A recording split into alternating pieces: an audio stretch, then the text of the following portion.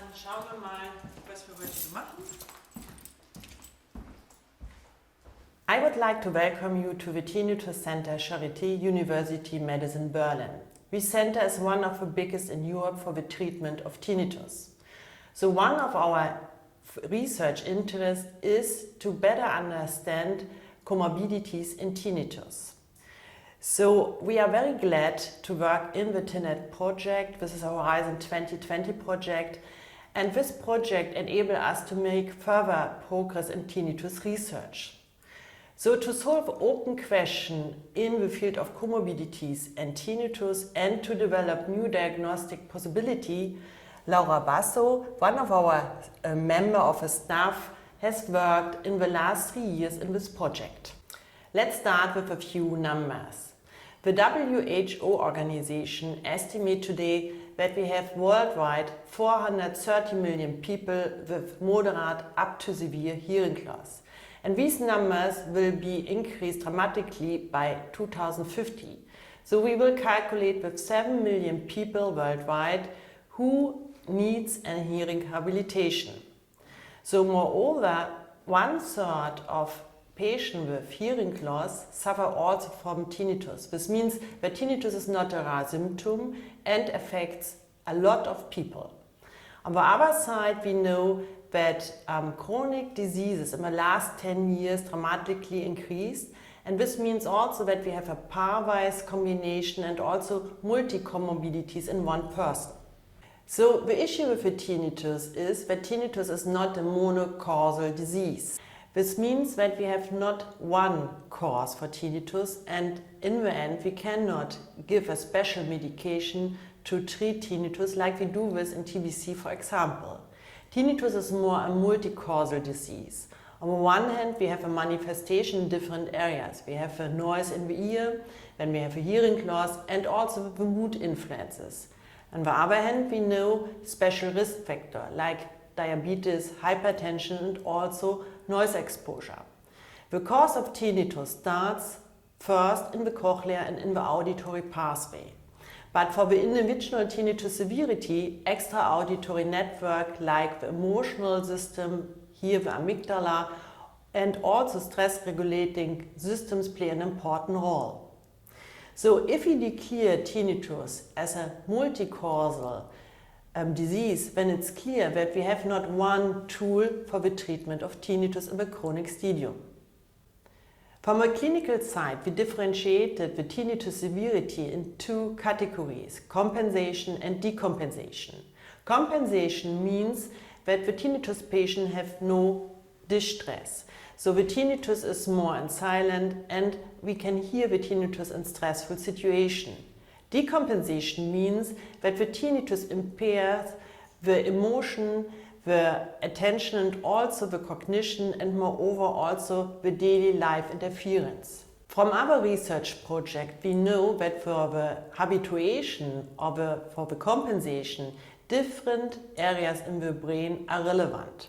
So in the compensation, we have a hyperactivity in the insula, in the auditory cortex, and also in the prefrontal cortex. In patients with decompensation, we have a hyperactivity in the amygdala, in the emotional system, and also in the parahippocampus, and a lower activity in the auditory cortex.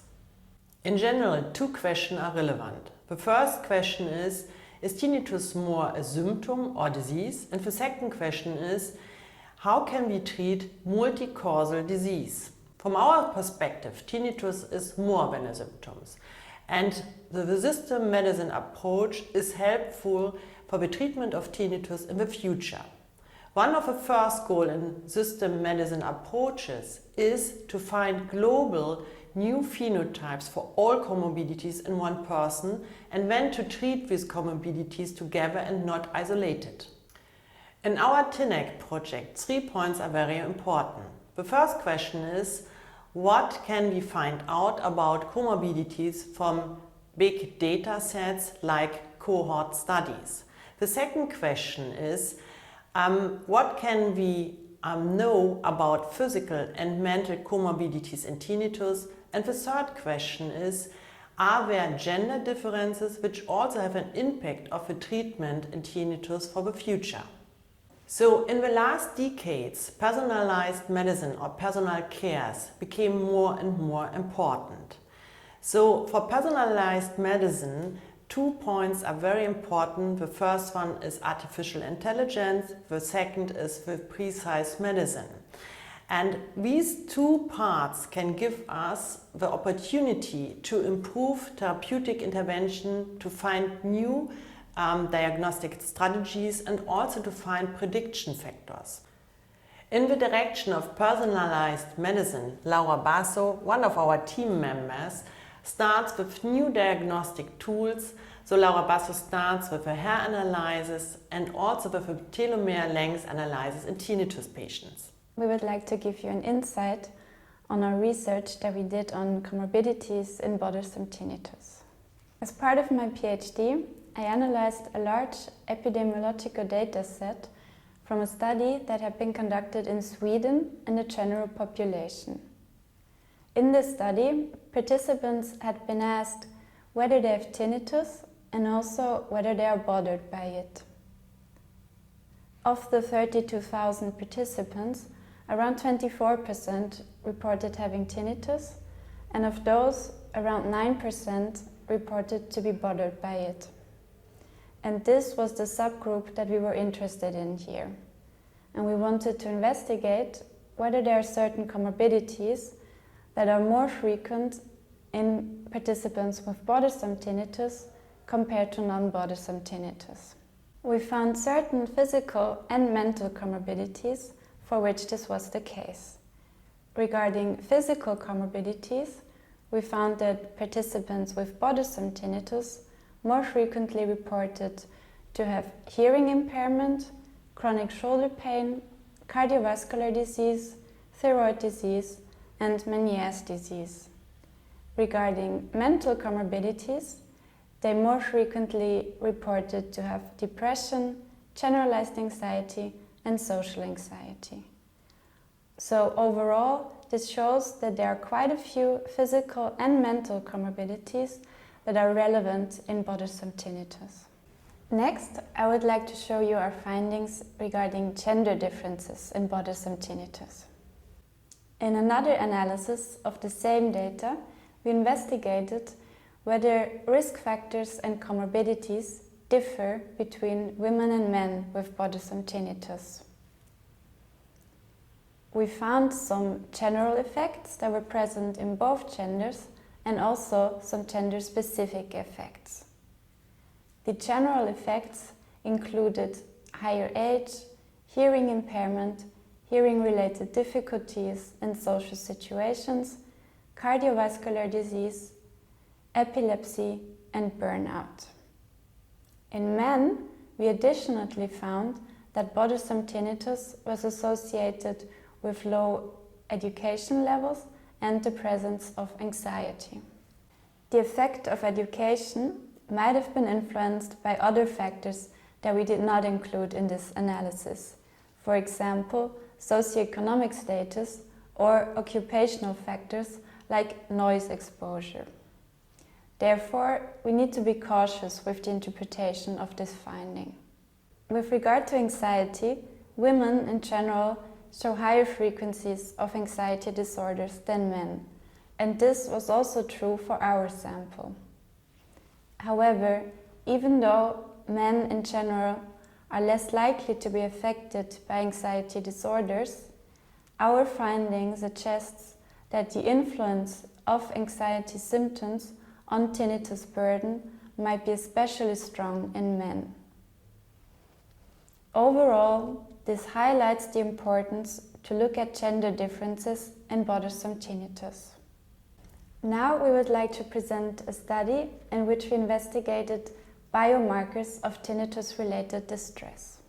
In this recent study that we conducted here at the Tinnitus Center, we investigated stress-related biomarkers in hair samples of chronic tinnitus patients. For this study, we chose hair sampling over saliva or blood sampling because it is less strongly influenced by by situational factors and allows direct measurements of accumulated concentrations over one or several months. This allowed us to obtain a stable measure of the two biomarkers that we wanted to investigate. These were cortisol, which is the main stress hormone, and BDNF. BDNF stands for brain-derived neurotrophic factor and is a biomarker that can be reduced by chronic stress. In this study, 94 patients with chronic tinnitus participated.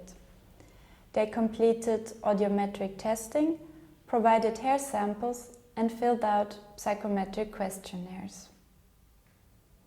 The aim of the study was to investigate relationships between hair cortisol and hair BDNF with tinnitus-related and psychological factors. We found that tinnitus loudness was positively related to hair cortisol. This means that patients with higher perceived tinnitus loudness had higher hair cortisol levels. For BDNF, we found negative effects of tinnitus loudness and tinnitus-related distress. This means that patients with higher tinnitus loudness and more tinnitus-related distress showed reduced hair BDNF levels. Taken together, these findings suggest that patients with loud and distressing tinnitus show dysregulations in stress-related biological systems. In the future, biomarkers such as cortisol or BDNF might become useful tools to improve diagnostics and also to guide personalized treatment choices. Now, maybe you're interested in what we want to investigate in the near future. We want to continue to investigate biomarkers and stress-related changes in chronic tinnitus. Therefore, we are working on a new project where we want to measure the telomere length in chronic tinnitus patients. Telomeres are protective, non-coding segments at the ends of chromosomes. As we age, telomeres become shorter. Some studies have found that chronic stress can also decrease telomere length. This is why we want to investigate whether telomeres are shorter in chronic tinnitus patients compared to controls.